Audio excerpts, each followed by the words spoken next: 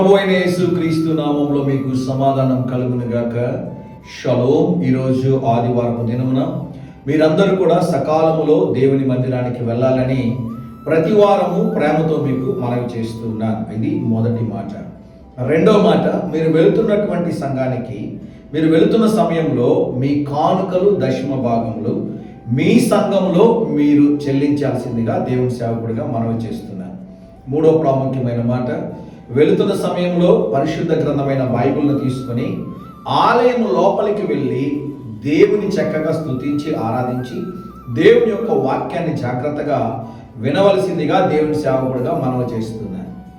ప్రతి వారం కూడా సమయం తీసుకుని ఈ మాటలు మీకు ఎందుకు జ్ఞాపకం చేస్తున్నాను అంటే, మీరు ఎప్పుడైతే దేవునికి భయపడి లోబడి జీవిస్తారో కేవలం మిమ్మల్ని మాత్రం కాదు కానీ మీ కుటుంబం అంతటిని కూడా దేవుడు మెండుగా ఆశీర్వదిస్తారు, నిండుగా దీవిస్తారు అని దేవుని యొక్క సేవకుడిగా తెలియజేస్తున్నాను. చాలా మంది ఈరోజు ఆదివారపు దినమున దేవుని మందిరానికి వెళ్ళాలని ఆసక్తి లేదు. దేవుని మందిరానికి వెళ్తే ఏముంది, వెళ్ళకపోతే ఏమైపోతుందని చెప్పి 2-3 గంటలకి సాయంకాలం నిద్రలు వేస్తున్నారు. ఇది మీకు ఆశీర్వాదకరము కాదు.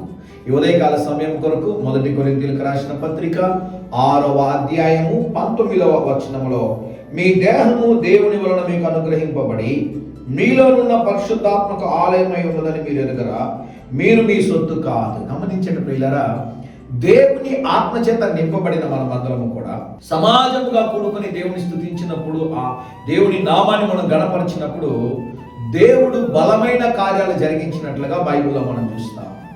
దేవుని ఆత్మచేత మీరు నంపబడ్డారా? అయితే మీరు జ్ఞాపకం చేసుకోండి, మీరే ఓ కదిలే ఆలయమై ఉన్నారని దేవుని సేవకుడిగా తెలియజేస్తున్నాను.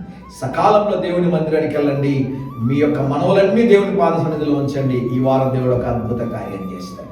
ధైర్యంగా ఈ దినాన్ని ఎదుర్కోండి. దేవుని సన్నిధి మీకు తోడుగా వచ్చింది గాక. ప్రియ పరలోకపు తండ్రి, మా ప్రియులు ఈ దినం నాయన మీ సన్నిధిలో గడిపే కృపను దయచేయమని యేసు నామములో ప్రార్థిస్తున్నాము తండ్రి.